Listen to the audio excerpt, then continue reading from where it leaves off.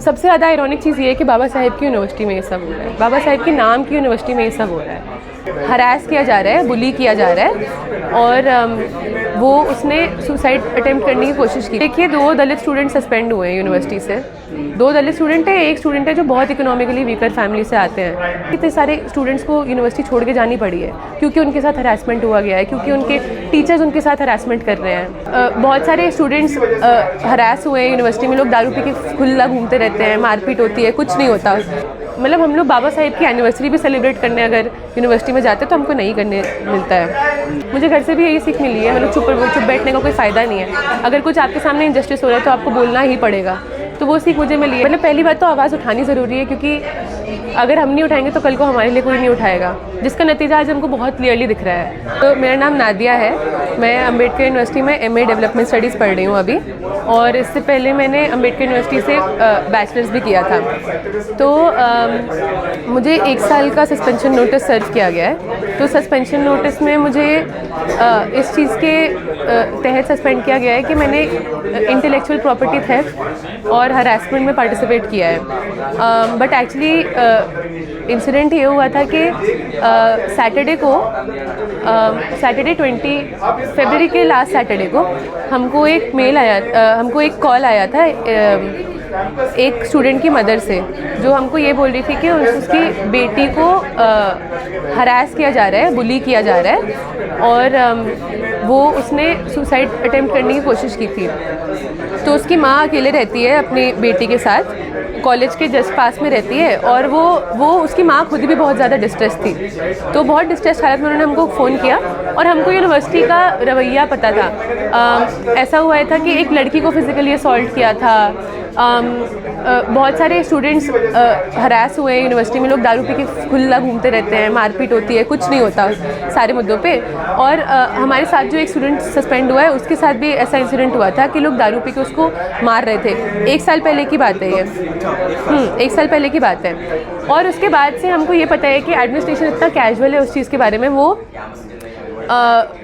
Usually वो ऐसे बोलते हैं कि आप सेटलमेंट कर लो। तो उस लड़की को जिसके साथ फिजिकल असॉल्ट हुआ था उसको भी बोला गया था कि आप सेटलमेंट करके छोड़ दीजिए, माफ़ कर दीजिए, हम एक्शन नहीं लेना चाहते। तो इस वजह से हमने ये चीज़ इंपॉर्टेंट समझी कि हम इस इशू को उठाएं। और तो हमने पब्लिक मेल चेन एक डाला था। तो हमारे यूनिवर्सिटी के जितने भी स्टूडेंट्स हैं उनका एक मेल चेन है, उस पर हमने मेल डाला था और हमने एक प्रोटेस्ट भी कॉल किया था कि हम तब तक प्रोटेस्ट करेंगे जब तक ये इंक्वायरी कमेटी नहीं बन जाती इस मुद्दे को इस मुद्दे को देखने के लिए। तो उस प्रोटेस्ट कॉल और मेल्स के बाद इंस्टेंटली मंडे को, सैटरडे को इंसिडेंट हुआ और मंडे को एक इंक्वायरी कमेटी बैठ गई। तो हमने अपना प्रोटेस्ट कॉल भी कॉल ऑफ कर दिया और उस इंक्वायरी कमेटी में हमको भी बुलाया गया। पर जब हमको उस इंक्वायरी कमेटी में बुलाया गया, हमें लगा कि हमसे ये बात होगी कि आस्था की माँ, मतलब उस स्टूडेंट की माँ किस तरह से रिएक्ट कर रही थी, क्या एग्जैक्टली हुआ क्या था, हमसे डिटेल्स पूछेंगे। बट हमसे ये पूछा गया कि आपने मेल क्यों डाला, आप क्यों गए मीडिया के पास, जबकि हम खुद मीडिया के पास गए भी नहीं थे। मीडिया से हमें फ़ोन आ रहे थे और हमने बस उनको रिप्लाई किया था कि ये इंसिडेंट है और इंक्वायरी कमेटी बैठेगी, हम इसके लिए हम इसके लिए प्रेशर बनाएंगे यूनिवर्सिटी एडमिनिस्ट्रेशन में।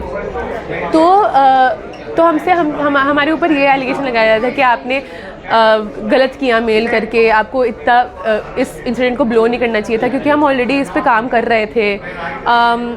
तो ये सब हुआ, हमको थोड़ी डांट पड़ी और फिर हम चले गए यूनिवर्सिटी से। और फिर 4 दिन बाद हमको एक सस्पेंशन नोटिस आ जाता है 1 साल लंबा। हमको ये पता चलता है कि जो बुलीज थे इस केस में इन्वॉल्व, जिन्होंने 6 घंटे लगातार उस लड़की को हरास किया था एक चॉकलेट के रैपर के ऊपर, उसने एक चॉकलेट का रैपर छोड़ दिया था, उसने साफ़ नहीं किया था। तो उस इशू पे उसने 6 घंटे हरास किया। उस व्हाट्सएप ग्रुप पे एक अननोन नंबर ऐड किया गया ताकि वो गंदे गंदे मीम्स बना सके और भेज सके। तो वो ऐड किया गया उस अननोन नंबर को और वो मीम्स बना रहे थे उस लड़की पे। तो उसको इतना ज़्यादा हरास किया गया कि लड़की भी सेंसिटिव है, तो फिर उसने सुसाइड अटेम्प्ट करने की कोशिश की थी। तो जो बुलीज थे उन लोगों को 6 महीने के लिए सस्पेंड किया गया, हमें 1 साल के लिए सस्पेंड किया गया। 1 हफ्ते के अंदर उनका सस्पेंशन रिवोक हो गया और हमारे सस्पेंशन के बारे में हम लोग बात भी नहीं कर पा रहे एडमिनिस्ट्रेशन से। लड़की किस कास्ट से? General caste, but general caste की है, बट जो हम लोग सस्पेंडेड एक्टिविस्ट हैं हम लोग मार्जिनलाइज कास्ट से ही है। कॉमरेड अनंत जो है वो दलित कम्युनिटी से आते हैं, मैं खुद मुस्लिम हूँ और हर्ष भी एक बहुत वेल ऑफ फैमिली से नहीं आते हैं। तो ये एक कारण लग रहा है आपको कि हो सकता है ये कास्ट का बेस? मतलब देखिए, 2 दलित स्टूडेंट सस्पेंड हुए हैं यूनिवर्सिटी से। 2 दलित स्टूडेंट है, एक स्टूडेंट है जो बहुत इकोनॉमिकली वीकर फैमिली से आते हैं।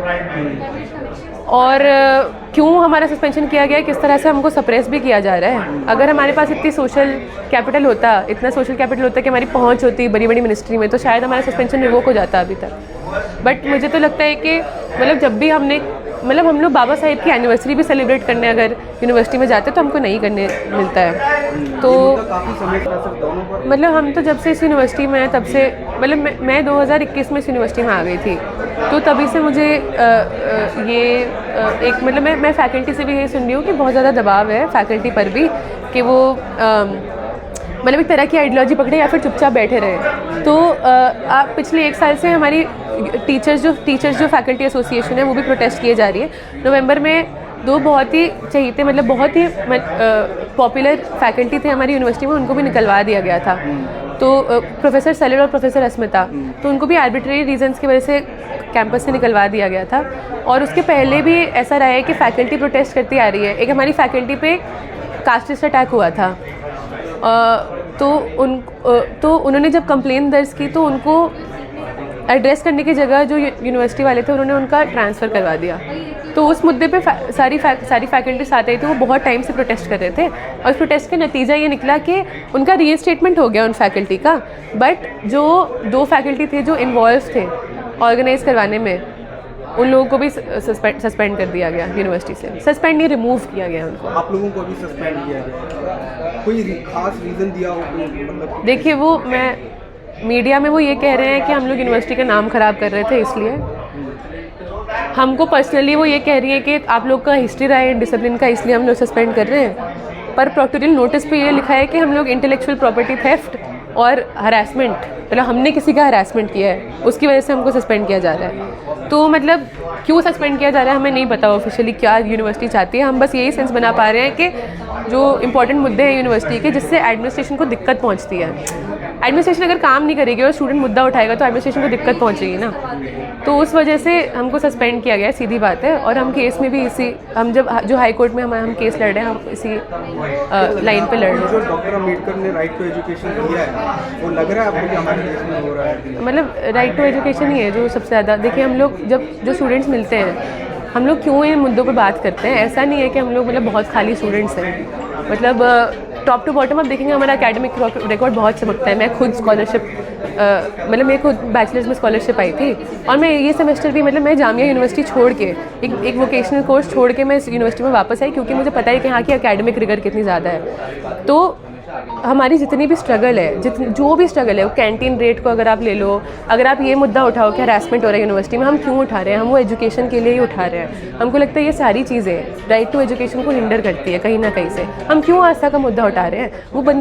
वो जो मतलब हम स्टूडेंट का मुद्दा भी इसी रीज़न से उठा रहे हैं, क्योंकि उस लड़की का एक्सेस लिमिट हो रहा है ना कैंपस के अंदर।